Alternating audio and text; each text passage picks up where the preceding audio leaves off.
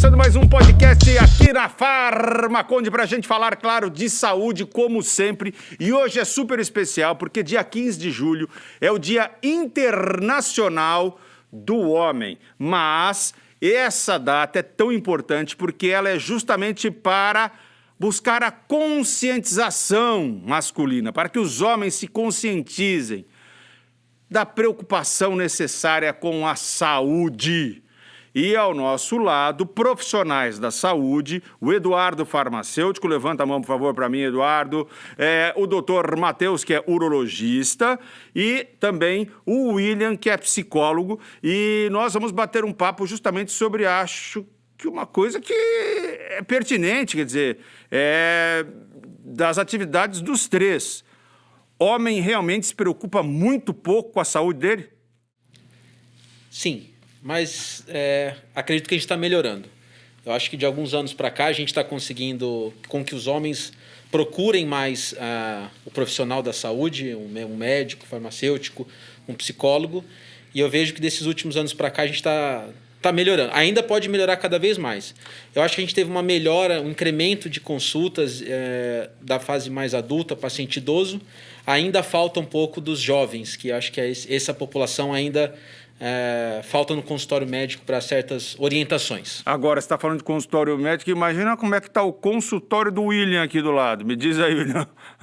Que é uma coisa que dialoga muito com o que o doutor mencionou. Assim. A gente tem hoje um volume de homens procurando ajuda muito diferente de 15 anos atrás, o período em que eu iniciei a prática clínica, né? Então, isso é muito interessante de você ver assim, um contato com uma coisa que não existia 10 anos atrás, 15 anos atrás, né? Contato com o que eu sinto, com quem eu sou, né? Com aquilo que estou vivendo no mundo e como é que estou lidando com isso. Então, é um movimento interessante, né? E é interessante também, assim, eu tenho uma outra prática profissional, que é a prática hospitalar, que a gente também começa a ver um volume maior de pacientes que têm uma história já de cuidados médicos nos postinhos, porque eu trabalho em um hospital SUS, né, da cidade. E aí, quando a gente vai discutir isso com os colegas médicos, dentro do trabalho multidisciplinar, você sempre encontra, assim, né, uma discussão de caso, você fala, mas esse cara, como é que vinham os acompanhamentos dele?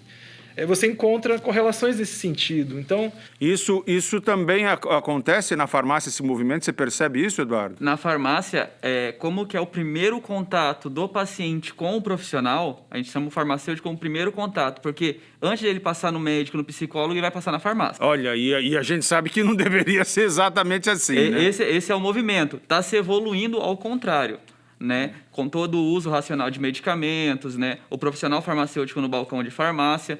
Então, há esse movimento ao contrário hoje. Porém, antigamente, o movimento era... Primeiro você procura a farmácia, primeiro o atendente de farmácia. O meu pai até hoje fala isso, rapaz, eu tenho um farmacêutico aqui, ele me liga, rapaz, eu tenho um farmacêutico aqui, eu falo, pai... Eu acho que o controle das medicações, né? Antigamente você podia comprar antibiótico sem receita, você ia na farmácia, eu quero esse antibiótico. E vendia, né? Hoje em dia não, hoje todas as medicações, principalmente as que mexem com o sistema nervoso, de psiquiatra, antibiótico, precisam de guia médica, né? Que é o correto. E hoje fica mais difícil. Então, eles conseguem ainda alguma medicação, né? Mas nem todas eles conseguem ter acesso facilmente, né? Mas, de toda forma, a gente percebe, então, nesse primeiro momento que a gente está aqui trocando ideia, que realmente os homens estão melhorando essa condição ou essa preocupação. Eu me lembro que eu entrevistei uma vez, fora daqui, um urologista como você, Matheus, e ele me dizia assim, Vinícius, olha, mais de 80% das minhas consultas são marcadas por esposas, irmãs, mães. O homem realmente tem uma retração aí no caso da urologia? Tem sim. Com a história do câncer de próstata, né? Com o exame de toque que é feito para fazer a avaliação do câncer de próstata, muitos fugiam da consulta médica. Hoje em dia isso já está mudando. Como eu havia falado, os homens estão mais conscientes que é uma doença que tem tratamento, é uma doença muito prevalente. No Brasil, em 2020, segundo dados do INCA, mais de 66 mil pessoas tiveram diagnóstico de câncer de próstata. É o primeiro câncer no Brasil, tirando os cânceres de pele, né? É o primeiro câncer. Pra você ter uma ideia, o segundo câncer mais comum é o de intestino, de cólon. 3 vezes menos. Então, assim, as pessoas estão procurando.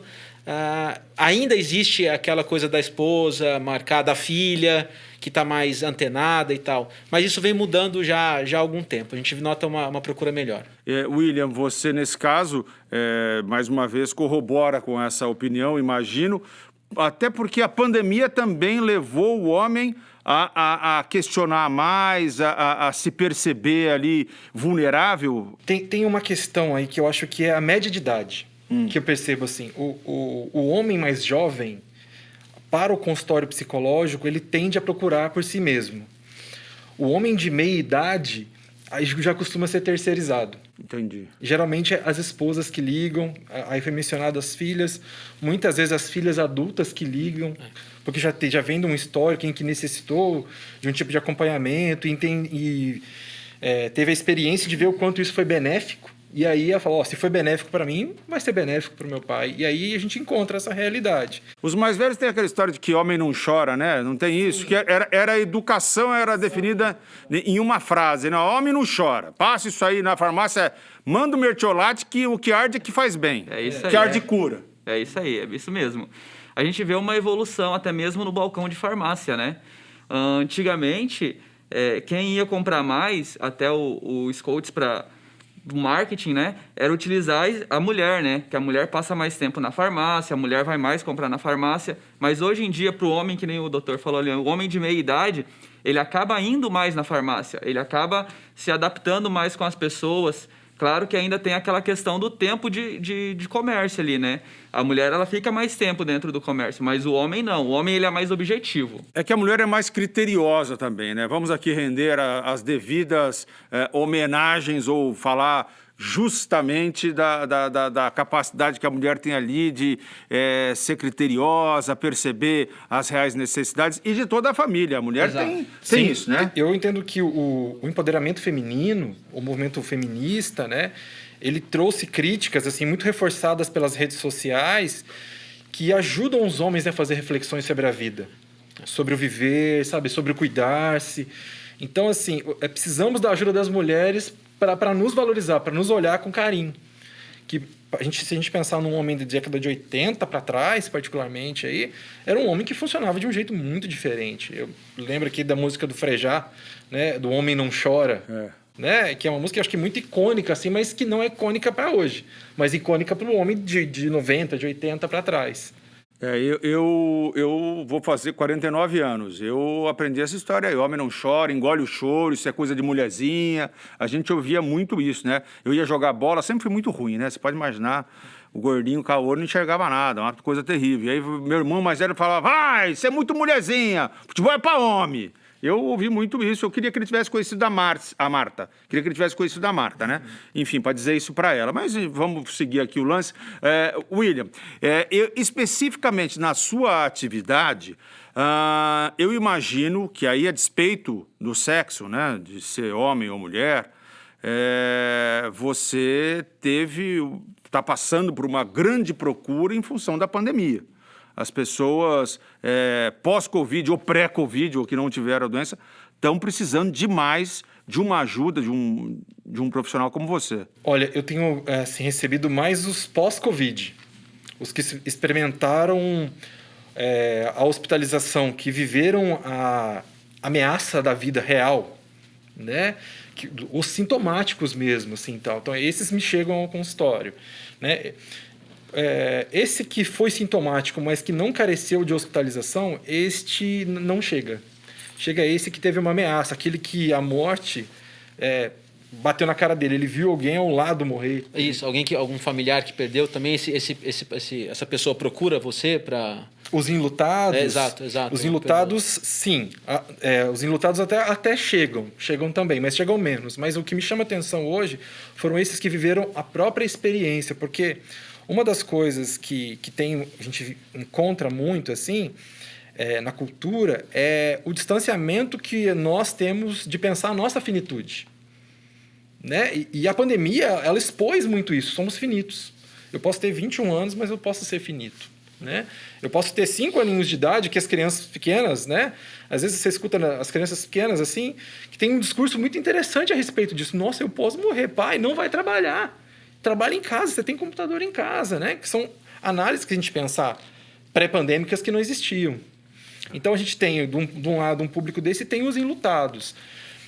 O enlutado, geralmente, ele vai chegar já, uma característica que me chama atenção, assim, ele já chega previamente com consulta psiquiátrica. Então, ele já chega com um discurso, olha, eu já passei no psiquiatra, doutor isso, doutor aquilo, ele já prescreveu isso, aquilo para mim, ele falou que é isso, ele falou que eu só vou melhorar mais uma vez que eu iniciar a terapia e cuidar deste meu luto. Então, isso é um movimento interessante também. Mas, por hora, a minha clínica não é uma clínica constituída disso, sabe? Então, são 2 tipos de clientes aí que a gente tem no momento. E dessa maneira também, por conta da pandemia, por conta dessa percepção de que eu posso morrer, as pessoas passaram a cuidar mais da própria saúde, os homens principalmente, já que hoje a gente está fazendo esse podcast aqui em homenagem ao dia 15 de julho, Dia Internacional do Homem?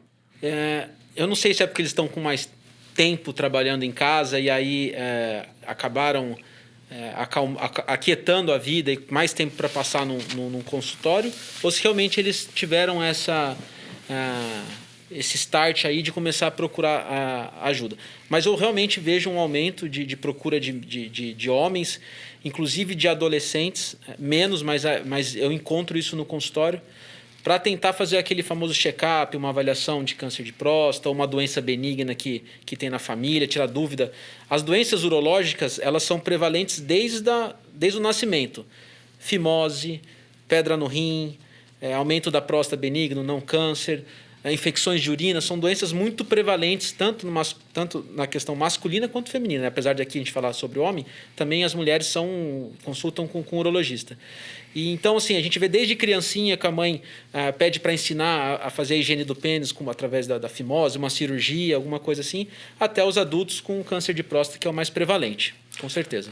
Edu, e no dia a dia, ainda falando, usando como pano de fundo a pandemia, nas farmácias, você percebeu no seu dia a dia os homens buscando mais suplemento, mais vitaminas?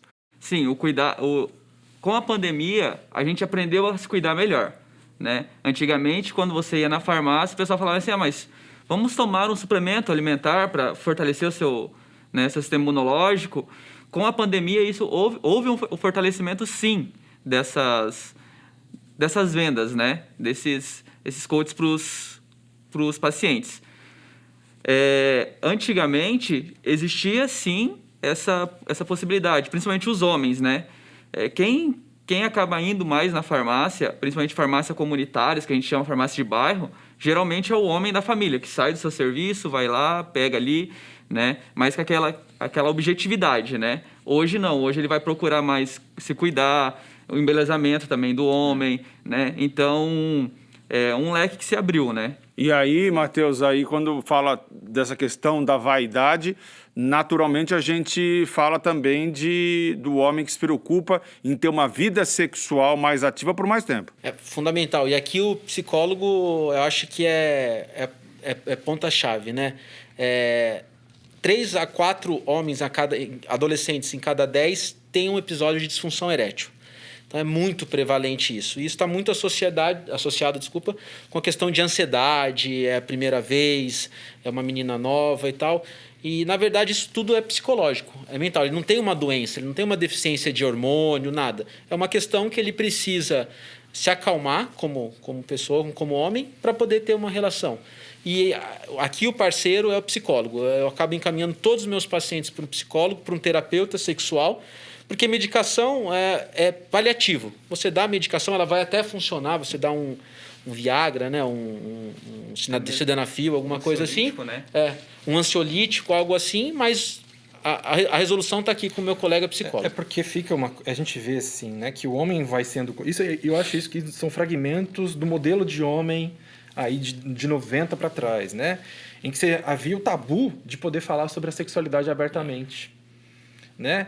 Então, assim, o homem sem poder conversar abertamente sobre isso, uma vez que ele enfrenta uma condição dessa, passa por um episódio desse, ele acha que existe alguma coisa orgânica com ele, né, doutor? Mas ainda exatamente. E eles pedem a medicação. Você encaminha, porque é mais fácil você ir na farmácia e comprar lá uma medicaçãozinha do que você ficar 1 hora sentado com o William aqui, conversando, tentando identificar um problema. Infelizmente, aí na população é muito imediatista. Ele quer uma receita, ele quer ali para depois... Ele não quer tratar a base disso, ele não quer conversar, não quer resolver o problema. A culpa é do meu corpo, né, de certa forma. Né? Mas eu quero aproveitar esse momento para deixar bastante claro aqui às mulheres que não deixa de ser uma forma de homenagem. Quando o menino ali, né, o rapaz, o jovem, quando falha a primeira vez, entendam, é porque vocês nos emocionam. É difícil. Tem aquela questão também da pessoa se cobrar muito, né? Eu acho que eles tiveram mais acesso à pornografia, também. O que é uma deseducação. Sim. E aí só entendem aqueles corpos perfeitos, aqueles Acha que tem que ser aquilo, né? Aqueles pênis mega avantajados, aquelas mulheres quase emborrachadas que aquilo... Pessoal, aquilo ali não é a vida real. Na vida real, outra coisa, ninguém está esperando de você aquela performance que é cinematográfica esvaziada. O que as pessoas querem é realmente uma relação de emoção. E aí, mais uma vez, fica aqui, a brochada pode ser uma homenagem. Mas não é verdade? Fruto de um grande desejo. É, uma paixão, uma loucura. Eu passei já algumas vezes na minha vida... Fiquei tão emocionado, a moça era tão bonita que eu tive que parar um tempo, dar uma respirada, tomar um banho. Então, mas isso mostra o quanto, digamos que você é másculo até de assumir isso para si Claro! mesmo. Né? Porque a gente foi por muito tempo construído com a ideia de que não posso falhar. Imagina. Preciso iniciar a minha prática sexual com um grau de virilidade estratosférico, né? Anatomicamente, funcionalmente, isso tudo às vezes está muito distante da realidade. E tem gente perdendo a oportunidade de fazer um amorzinho tão bom, sem se preocupar com essa performance cinematográfica ridícula. Mas, enfim, a gente está hoje aqui mais uma vez no nosso podcast Farmaconde sobre saúde, saúde do homem mais especificamente, em função do dia 15 de julho, Dia Internacional do Homem, para falarmos sobre a conscientização que deve haver acerca da saúde. Nós estamos com 3 grandes profissionais da saúde, inclusive testemunhando aqui que a coisa está evoluindo, está melhorando, a coisa está indo bem. Pode melhorar sempre, mas já está indo bem, né? Um psicólogo, um urologista, um farmacêutico. E aí eu fico pensando especificamente, falando da sua atividade, Matheus, agora, no caso, acho que é o mais grave, que é o câncer de próstata, como você falou aí dos números, a quais sintomas ou a quais sinais os homens devem ficar atentos? Veja, a próstata ela pode causar 2 tipos de problema no homem adulto. Existe o aumento benigno da próstata, que é natural do envelhecimento, e isso causa transtornos na função miccional. Então, o paciente vai ter dificuldade para urinar, acorda à noite para urinar, às vezes goteja quando termina a micção, sente que não esvazia bem a bexiga. Isso é um aumento normal da próstata, digamos assim, que não tem relação com o câncer. O câncer é uma doença silenciosa. Ela não causa nenhum sintoma, a não ser em quadros extremamente avançados, onde provavelmente a cura já não é alcançada, que tem sangramento na urina, pode ter dor. Por isso que a gente faz os testes de investigação, de screening para o câncer de próstata. Então, pacientes em homens acima dos 50 anos, a gente começa a fazer a rotina do homem, porque nessa idade a incidência de câncer aumenta. Existem 2 situações em que a gente antecipa a escolha de 50 anos, que é em pacientes que existe na família, ou pai ou irmão, história de câncer de próstata, mas não aquele pai que teve câncer de próstata com 90 anos. Isso daí é normal. Aquele pai ou irmão que teve câncer jovem, com 50, 60 anos. Esse deve ser avaliado mais cedo. E o paciente negro, geneticamente, ele é mais propenso a desenvolver o câncer de próstata. Nessas 2 situações, a gente começa o exame do PSA, que é um exame de sangue, e o exame de toque com 45 anos.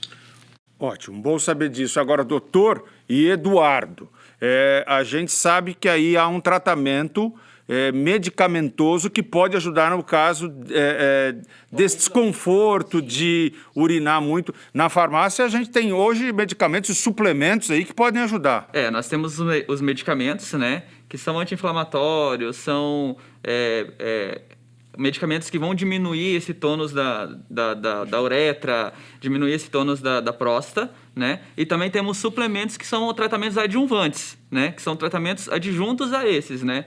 Então, nós temos a base de licopeno, a base de antioxidantes, anti-inflamatórios naturais, que podem ser, sim, utilizados juntamente com o medicamento paliativo. Isso também é uma ótima notícia, porque eu imagino que aí, sem falar da questão de disfunção erétil necessária, mas é o desconforto. O homem passa a sair menos, eu imagino, porque ele está, às vezes, num restaurante, está com incômodo, com uma sensação de fazer xixi a toda hora, levanta 3 vezes, 4 vezes, ou fica o gotejamento. Tudo isso incomoda a vida dele, né? Incomoda a qualidade de vida diretamente, né? Porque se tem uma coisa que a gente pensa sobre qualidade de vida, é você viver de uma forma espontânea e segura do que você está fazendo. Se tu vai praticar um esporte, se tu vai a um restaurante, né? Independentemente daquilo que tu vai fazer, que é uma coisa importante para ti. E aí você tem sintoma, nossa, você fica muito restrito. Você vive uma experiência de certa, vamos chamar de privação, né? Uhum. E eu estou dizendo isso, gente, porque olha só como é bacana. A gente falou aqui da melhoria da conscientização, do nível de conscientização dos homens. A gente passou pela questão sexual, que tantas vezes foi o que definiu o homem, né? O homem viril, como você falou, do homem da década de 80, década de 90, tem que ser o homem forte, o viril, o macho alfa. A gente passou por isso aqui também no nosso papo. E a gente chega agora a entender e a perceber e falar desse homem com as suas vulnerabilidades, né? As mulheres... Tem uma questão, que você me corrija se eu estiver errado, Matheus, que as mulheres fazem os exames ginecológicos, por exemplo, rotineiramente, durante uma fase da vida ali, já a partir da adolescência. Homem só vai, teoricamente, aos 50, pô. Ou quando tem problema, né? E eu acho que é por isso que as mulheres se cuidam mais. A menarca, né, que é a primeira menstruação, acho que é um grande marco para a mulher. Talvez isso faz com que elas fiquem mais... as mães, principalmente, mais cuidadosas. E o homem, teoricamente, não existe um marco quando passa para a adolescência. Talvez o início da atividade sexual, mas é uma coisa que não transparece para a família. Então, ele deixa de procurar o médico. Porém, outro dado que é pouco falado, mas é importante falar, o câncer de testículo é o câncer mais comum na fase reprodutiva, laboral também, do trabalho do homem, do mundo. Então, tirando o linfoma, a leucemia, que são doenças do tecido sanguíneo e linfático, o tumor sólido mais comum no homem é o tumor de testículo. A mulher faz o exame da mama, é orientada, e o homem nunca se comenta sobre o exame do testículo, que é a simples palpação para ver se existe um aumento ou algum nódulo, algum enduramento do testículo. E é fundamental passar para higiene do pênis, doença sexual. Então, tudo isso, infelizmente, eu acho que é aí que a gente precisa reforçar, principalmente divulgar, governo, profissionais, imprensa, divulgar a procura do adolescente para ir ao médico. Um amigo meu, urologista, falou para mim que ele chegou a fazer mais cirurgias de secção do pênis, de cortar o pênis, de mutilar o homem ali no caso, por conta de um câncer de pênis, do que muitas vezes fazer fimose. Porque os homens descuidam da higiene, essa é a principal causa, não é isso? Do câncer. Exatamente. Peniano. Má higiene. A má higiene, né? E é muito comum. Então. Infelizmente, o Brasil ainda é um dos países que tem o maior nível de câncer de pênis, que é uma coisa que, teoricamente, não devia existir. Você vai falar isso na Europa, não existe trabalho europeu, porque lá não tem casuística. Aqui no Brasil, talvez seja um dos países que mais tenha. Olha só que loucura. Então, a gente está falando agora de higiene, né? Há um alto índice de homens com câncer de pênis por falta de higiene, de pôr o prepúcio ali, aquela pele para fora, descobrir ali a glande, né? E fazer a higienização correta, devida, com sabonete, porque se não faz, isso pode gerar um câncer que causa mutilação. Tem que tirar o pênis, não é isso, doutor? A cirurgia é amputação peniana. E você pode tirar, dependendo da extensão, completamente o pênis.